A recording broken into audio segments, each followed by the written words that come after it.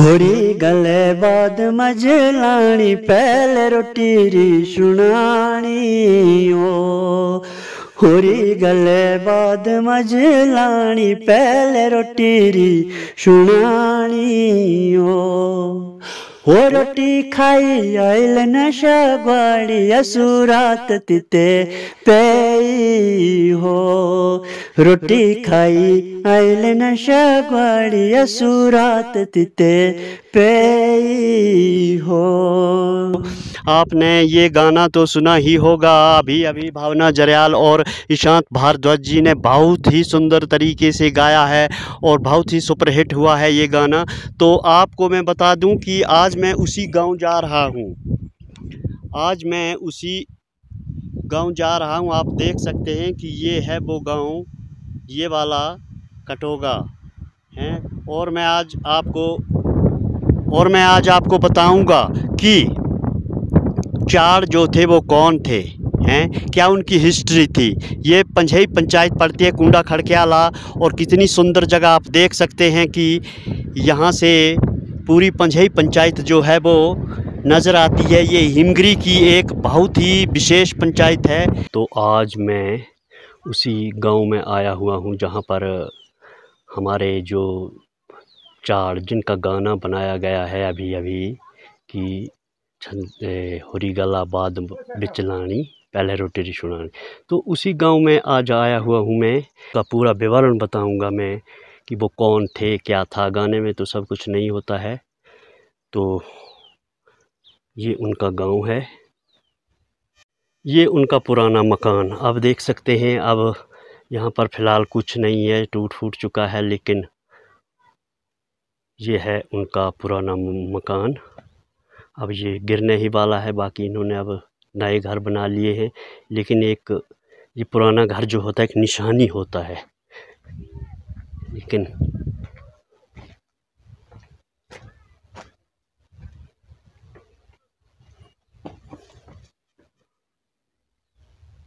आप देख सकते हैं कि किस प्रकार की यहाँ पर लकड़ी की डिज़ाइनिंग की गई थी उस वक्त। अब फ़िलहाल ये गिरने ही वाला है, लेकिन घास फूस वगैरह रखा है इन्होंने।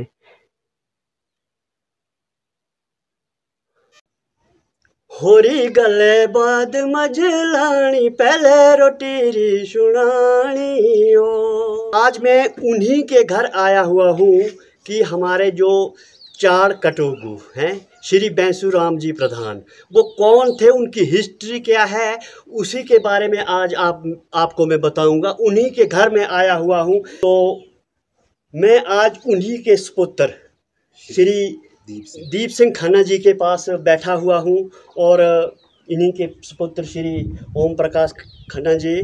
तो आज मैं उनकी जो हिस्ट्री है इन्हीं की जुबानी आप लोगों को सुनाने जा रहा हूं।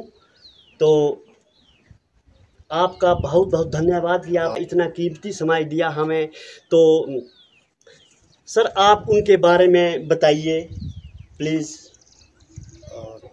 मेरे दादाजी भी चार थे जी। तो जब मेरे पिताजी थे वो 14 साल के थे जी जी। तो दादाजी मेरे एक्सपायर हो गए जी। उसके बाद फिर चंबा में इंटरव्यू चले चारों के। जी जी। तो इंटरव्यू होते थे? हाँ जी, जज थे, अंग्रेज जज थे, होता था ना। अच्छा जी। उस टाइम अंग्रेज का राज था। जी जी। तो इंटरव्यू के लिए गए हो। जी जी। तो हिमगिरी के 35 चार थे। अच्छा जी। हाँ, हिमगिरी से 35 चार। जी जी। उस वक्त था शैणी सैले से लेकर आयल साहब तक। जी जी। एक ही चार थी ये। जी जी। रजवाड़े थे उस टाइम। जी जी। अंग्रेज राज था जी। तो जब वो इंटरव्यू के लिए खड़े हो गए तो पगड़ी लगाते थे, अच्छी देखने लाइक जी बॉडी थी ना। अभी मुझे भी थोड़ा थोड़ा ख्याल है, मतलब ये फोटो उनकी रखी हुई है हमने। जब हम छोटे थे ना तो इस रास्ते यात्रा के लिए आते थे। मैं छोटा था भी 8-10 साल का ना, तो उनको मैं देखता था तो उनका बहुत चेहरा जो था बहुत ही देखने लायक था। वो साफा वगैरह लगाते थे ना, कोट। जी जी। तो बोले जब इंटरव्यू खड़े हो गए तो अंग्रेज जज ने बोला दिस बॉय पिताजी इतने पढ़े लिखे नहीं, टाकरी पढ़ी थी ना, दादाजी जी, के जी। पास हिंदी पढ़ी हुई थी, जैसे आई जी, जी। तो 1 2 3 सब कुछ पढ़ा था उन्होंने, सिर्फ अंग्रेजी नहीं पढ़ी थी, टाकरी पढ़ी थी दादाजी टाकरी ने। पढ़ी थी। हाँ जी, चंबा की भाषा होती टाकरी। तो फादर ने बोला कि मैं डर गया, अच्छा। जज बोल रहा कि इसको अंदर करो, अच्छा, अंदर अच्छा। करो। अच्छा, हाँ जी, वो बोल रहे थे दिस कि boy, this this boy. Boy. जी, जी। 35 चारों में बंदों में वो देखो शोभामान थे ना वो, वो बिल्कुल, देखने बिल्कुल लायक जी। चीज़ है। तो जी, आपकी न उनकी झलक आपके अंदर ज़रूर दिखती है। हैं, चेहरा ऐसा मिलता-जुलता ही था। तो उसके बाद इंचार्ज मिल गया, शागला से थे जी, जी। सरवण जी, जी। इंचार्ज उनको मिला क्योंकि पिताजी छोटे थे। जी, जी। फिर दादी जी को बुलाया जी, जी। कि भाई कितने साल का तेरा लड़का है। जी। दादी जी ने बोला कि 18 साल का है। तो उस वक्त होते थे बार गुमस्त। अपने बार गुमस्त क्या होते अच्छा थे, जी। जैसे आजकल हो गए ना सुपरिटेंडेंट वगैरह, हुँ। वैसे बार गुमस्त होता था। बार गुमस्त। हाँ जी। अच्छा जी। तो अब उस टाइम पैसे की भी तंगी थी, तो 18 आने ले गए थे फादर घर से। जी, जी। तो ठाकुर दे रहे हैं, मिलता था खाना थे फादर की जेब में, तो जी, ठाकुर दे रहे हैं खाना मिलता था, 1 आना देना। जी, जी। तो थाल भर के खाना उन्होंने। जी, जी। वो 10 दिन रहे, 10 आने खर्च हो गए, जी, जी। 8 आने बच गए जेब में। तो जब एक आजकल चले ना क्लार्क, जी, जी। उस समय मैं था। मैं था। हाँ जी। क्या बात है। तो फादर ने बोला भाई सर्टिफिकेट दो मेरे को। जी, बोले कल आना। जी। कल गए तो बोले 25 पैसे लगने, 4 आने रिश्वत। अच्छा। हाँ जी, गुज बोलते हैं ना अपनी भाषा अच्छा, में। अच्छा, अच्छा, गुज, हाँ जी, उस वक्त से चला हुआ है धंधा सारा अच्छा, ये, ये रिश्वत तो हाँ, बिल्कुल, बिल्कुल। आदिकाल से चली हुई है। आदिकाल से। हाँ जी। तो जब उन फादर ने बोला मेरे पास नहीं है, तो बाहर गुमस घूम रहे थे वो जी, चंबा ही के थे जी, लोकल। जी।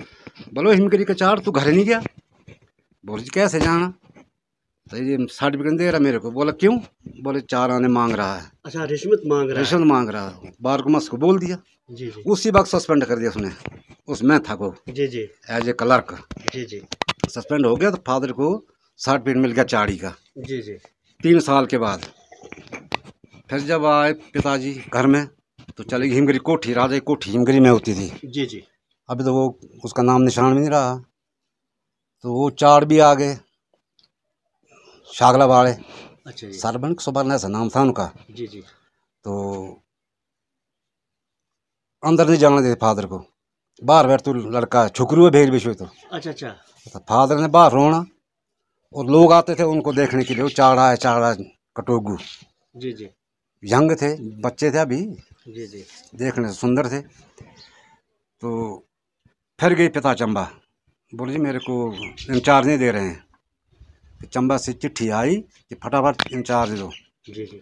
फिर इनको चार्ज मिल गया चाड़ी का, जी, जी। शैनी सले से लेकर आयरसाव तक। अच्छा जी। हाँ जी, चाड़ रहे, उसके बाद लिखनियारा रहे। हाँ जी, फिर मतलब लगभग उस वक़्त 8-10 पंचायतों पे हाँ जी, वो 4 बन गई। बिल्कुल पूरा परगना हिमगिरी का है। जी, जी। आजकल तो कुछ लाकर ड्योर में पड़ गया ना। जी, जी। तो उस वक्त एक ही परगना था, परगना बाजी होती चाड़ी, जैसे ड्योर का अलग चाड़, भांदल खेहार का, जी, मंजीर का, भलेई का, जी, जी। बैराती सा अलग अलग चाड़ होते थे। अब हमने भी आप जैसे बुजुर्गों से ही सुना है ना कि उस वक्त मतलब जिस वक्त वो 4 थे, फिर उसके बाद वो प्रधान भी 35-40 साल रहे। 30 साल तक रहे। हाँ, हाँ। तो ये पंचायतें भी 3 अभी तो एक ही 3 पंचायत थी, एक पंचायत। अब 3 हो गई। जी, जी, अब 3 3 है। हो गए। हाँ जी, तो मतलब उस वक्त का क्या हिसाब किताब था? हमने सुना है कि मतलब कोई भी बाहर से थर्ड पर्सन नहीं आ सकता था हमारी ना पंचायत में, उनका उतना डर था। है? मतलब निजाई कभी नहीं किया ना, जिंदगी भर निजाई नहीं किया किसी जी, जी। गरीब गुरब के साथ, गरीबों को साथ दिया, जी, जी। बाकी गलत काम नहीं क्योंकि किया। उस वक्त सर जो मेरे दादा थे वो भी सेक्रेटरी भी हाँ थे। सेक्रेटरी थे वो, जी, सच्चे जी। देखे मैंने वो। साथ में दिल्ली भी गए थे हाँ जी, ना? हाँ जी। आपकी वो थी, उनकी बहन थी शिवदेई। जी, हाँ जी। जी, तो चंपा की माँ, जी, जी। तो वो भी डांस करने दिल्ली गए थे 1958 में। हाँ, 1958 हाँ में। जी, तो वो फ़ोटो वग़ैरह भी आपके पास पड़ी होगी अब? चंबा में है, भाई के पास। अच्छा। जवाहरलाल नेहरू के साथ फोटो थी उनकी, जी, पूरे जी। ड्रेस चुराई, जितनी डांस पार्टी थी ना जी, जी। उनके साथ फोटो थी उनकी। जवाहरलाल नेहरू के साथ। जी जी। सेकंड नंबर आया था पूरे देश में उनका। देश में पहले आए थे ना जी, जी। महाराष्ट्र, बम्बई। वो मतलब उस वक्त एक तकमे वगैरह नामे भी मिली थी। हाँ जी, वो हाँ भी जी। अभी हमारे दादा के पास भी हमारे थे इधर पर खुद बरुक चांदी के वो मिले थे, चांदी के मिले बड़ी थे। शील्ड मिली थी, और रही नहीं शिमला में, जी जी क्योंकि हिमाचल के नाम पर हुआ था ना डांस। जी जी। तो मतलब कुल मिलाकर के हमने ऐसा सुना है कि सुनने में हम तो छोटे थे उस वक्त कि जो वो प्रधान साहब थे ना, उनका इतना डर था, नेता हो चाहे अभिनेता हाँ जी, हो हाँ जी। चाहे मतलब थाने वाले हो चाहे कोई भी हो, यहाँ से एक ही मैसेज जाता था कि मतलब आपने इधर नहीं आना हाँ है, जी, तो वो नहीं आते थे। तीन तीन इलेक्शन। बार लगातार। 3 बार लगातार इन्होंने भी जीता है। तो ये एक बहुत बड़ी उपलब्धि है आपके परिवार ये की। सब भाईचारे की देन होती है ना जी। जी जी कोई अपना आप नहीं बनता ना जी जी। नेता, ये भाईचारे की देन होती है सारी। क्वालिटी कुछ गुण हैं, हाँ जी, उसी वजह से मतलब आपको लोग जिताते हैं। कोई क्वालिटी तो होनी चाहिए ना, कि अब लगातार 3 बार जीतना एक बड़ी बात होती है। बुजुर्गों का आशीर्वाद रहा और भाईचारे का साथ रहा। जी जी। दोस्तों, ये हैं, ये भी उनके पौत्र ही हैं, श्री ठाकुर सिंह जी, जी ठाकुर खन्ना जी। तो इनका इंट्रोडक्शन करवाना भूल गया था मैं आपसे। दोस्तों, इस फैमिली से इतने मुलाजमे इतनी अच्छी अच्छी पोस्टों पे बैठे हैं कि मैं आपको क्या बताऊं, लगभग 8-10 कर्मचारी जो हैं वो सरकारी कर्मचारी बहुत अच्छी अच्छी पोस्टों पे बैठे हुए हैं। इवन तक कि डीटीओ भी बैठे हुए हैं, हमारे डिस्ट्रिक्ट ट्रेजरी ऑफिसर धर्मशाला में लगे हुए हैं अभी। वो धर्मशाला में लगे हुए हैं, श्री तेज सिंह खन्ना। तेज सिंह खन्ना जी। उनसे मैं काफ़ी बार मिला तो हूँ, लेकिन अगर उनकी फ़ोटो मिल गई तो मुझे प्लीज़ मोबाइल नंबर जो मुझे मिले। भेज देना। जैसे दिनेश है, एक एक्साइज इंस्पेक्टर हैं श्री दिनेश खन्ना जी, उनकी घरवाली, उनके जो घरवाली है वो सर क्या, दिनेश की, तहसील वेलफेयर ऑफिसर है वो। अच्छा, ये जो दिनेश की। अच्छा, हाँ जी। तो जो मेरी भरजाई है तेज सिंह खन्ना के घर, वो पुलिस में हेड कांस्टेबल है, क्या बात है, विजिलेंस में। जी जी जी, क्या बात है। इतनी अच्छी फैमिली है, इतने अच्छे इंसान है ये, कि तभी तो लोग इनको पसंद करते थे। नेतागिरी में भी तभी तो ये आगे ही रहते थे। ये कुछ बुजुर्गों से ही आशीर्वाद होता है ये। आशीर्वाद होता है। ये खुद भी टीचर थे और रिटायर हो रिटायर चुके हैं।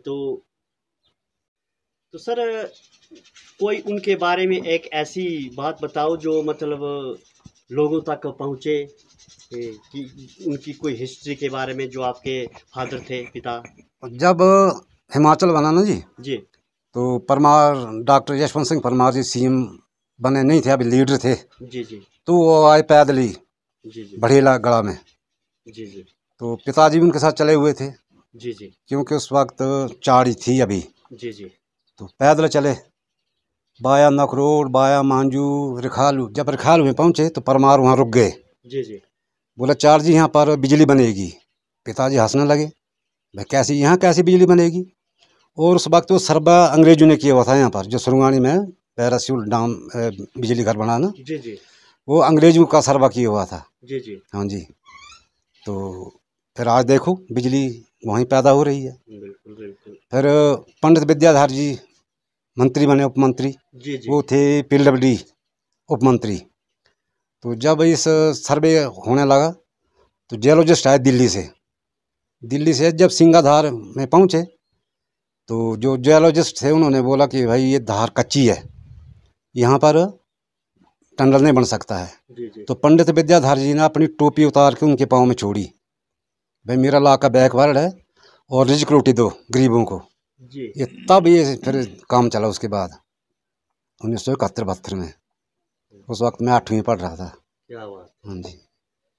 तो सर, आपसे मिलकर बहुत अच्छा लगा, क्योंकि गाना तो ईशांत भारद्वाज और भावना जरयाल ने बहुत अच्छा गाया। हाँ जी, हाँ जी। है, कई लोगों ने गाया, हम भी घर में गाते हाँ रहते, जी, हाँ जी। लेकिन गाने में पूरी हिस्ट्री का पता नहीं चलता है कि इंसान क्या है। हाँ जी। तो तभी मैं आपके पास आया हूँ, इसीलिए मैंने आपसे ये दरख्वास्त की कि आप उनके बारे में बताइए। तो आपसे मिलकर हमें बहुत अच्छा लगा। आपका बहुत बहुत धन्यवाद। आपका भी बहुत बहुत धन्यवाद जी। डॉक्टर साहब, आपका भी बहुत बहुत धन्यवाद। तो सर, कोई ऐसा अनुभव बताइए उनका कि जब वो दिल्ली गए थे ना, हाँ जी, तो बिल्कुल खाना खाए इकट्ठे बैठ करके। जवाहरलाल के हाँ साथ। जी। वो चाइना के चाउन लाई राष्ट्रपति थे, जी जी वो भी साथ में थे, वो 26 जनवरी को आए थे। जी जी राजेंद्र प्रसाद राष्ट्रपति साथ में थे, प्रधानमंत्री थे, उनकी फोटो उस वक्त की पड़ी हुई है। जी। तो वहाँ पर उन्होंने कोई ना कोई चीज तो अपने इलाके के लिए मांगी हाँ होगी। जी, ऐसा था कि यहाँ स्कूल नहीं थे, जी तो पिताजी ने पंडित जी के पाँव छुए, जी पंडित जवाहरलाल नेहरू जी के। जी तो पंडित जी ने कहा भाई पाँव नहीं छूना पाप लगता है। पिताजी ने बोला कि नहीं हमारा रिवाज है, पंडितों का पाँव छूना अच्छी बात होती है। जी जी बोले यार लड़के बहुत चालाक आदमी है, तू क्या डिमांड है? बोले जी हमारे इलाके में 8वीं का स्कूल नहीं है। तो उस वक्त उन्होंने 8वीं का स्कूल दिया। अच्छा जी। हाँ जी, ये फोटो है उनकी है ये। क्या बात है।